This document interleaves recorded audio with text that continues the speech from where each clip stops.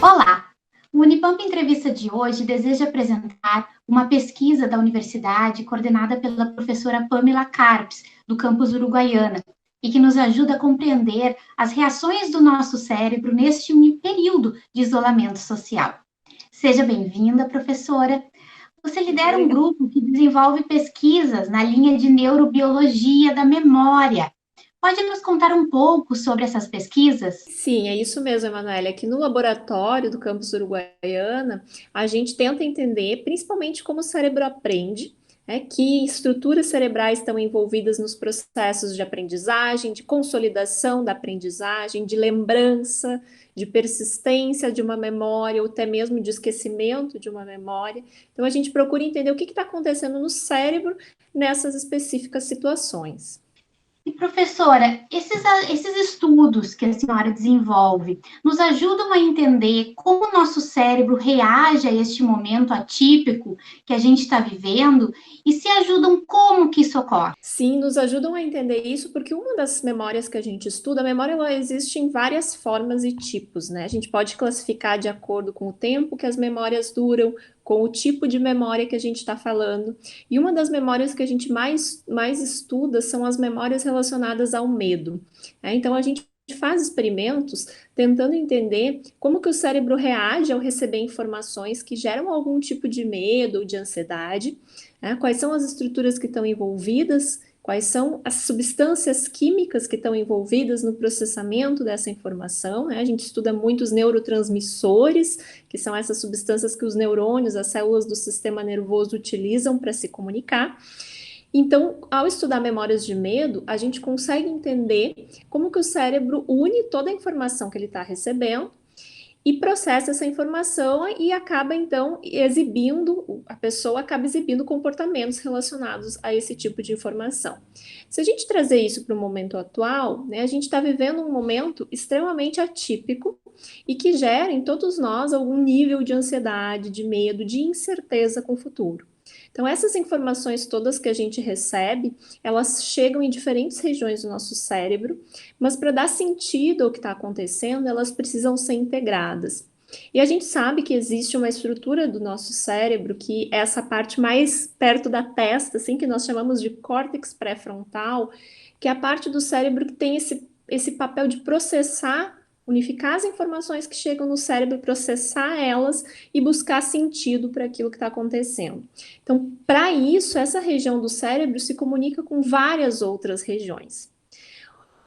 Algumas delas extremamente relacionadas com processamento emocional, gerenciamento de estresse. Entre essas estruturas, eu poderia citar uma que é essencial para a consolidação e evocação de memórias relacionadas ao medo, que é a amígdala. E aí é importante a gente diferenciar, né? A gente tem o nosso corpo amígdala que fica na garganta, que a maioria das pessoas conhece, mas a gente também tem a amígdala cerebral, que é um grupo de neurônios bem pequeno, que fica uma parte mais interna do cérebro e que faz conexão com o córtex pré-frontal e com uma outra região do cérebro que é chamada de hipocampo, que fica mais lateral nos dois lados do nosso cérebro, são dois hipocampos, que está envolvida com a aprendizagem e memória.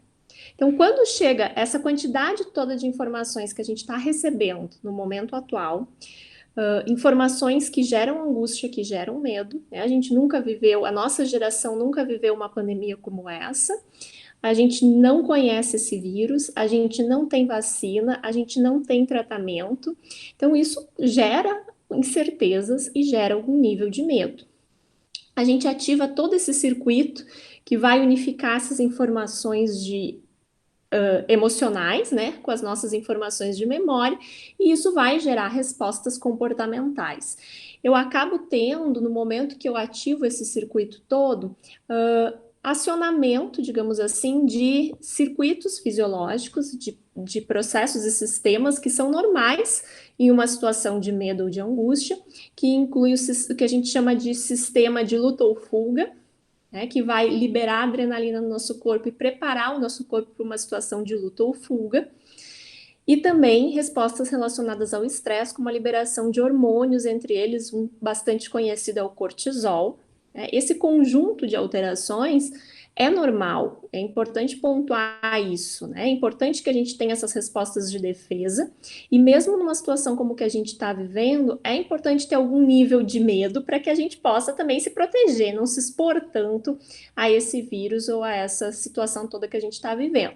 Mas isso não pode ser exacerbado. Os comportamentos muito exacerbados, eles acabam se relacionando com situações de transtornos, como o transtorno do estresse pós-traumático, os transtornos de ansiedade, as fobias, que podem se desenvolver em situações de estresse crônico, como essa que a gente está vivendo. Então, professora, no sentido mais prático, assim, como que a gente poderia lidar com isso na nossa vida? De repente, observar nossas atitudes conforme a sua pesquisa elenca, para que a gente tenha um período aí de distanciamento social mais tranquilo.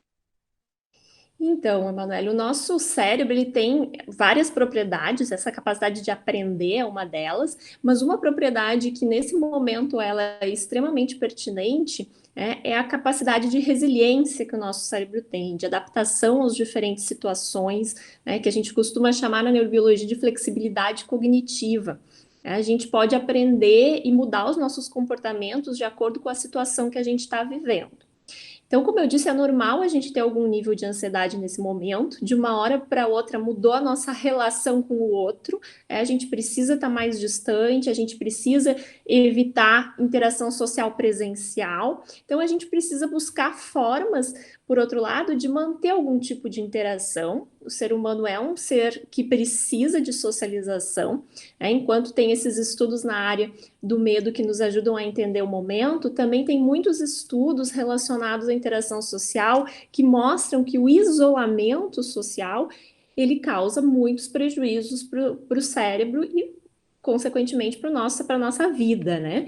Então a gente costuma separar, na verdade, a gente fala muito em isolamento social, mas o que a gente tem que fazer agora é distanciamento social, é distanciamento físico. A gente não precisa e não deve se isolar socialmente, né? Tem que buscar formas como essa que a gente está fazendo agora, né? De interagir, mesmo que não estando presencialmente juntos. Isso é fundamental para manter a saúde do cérebro.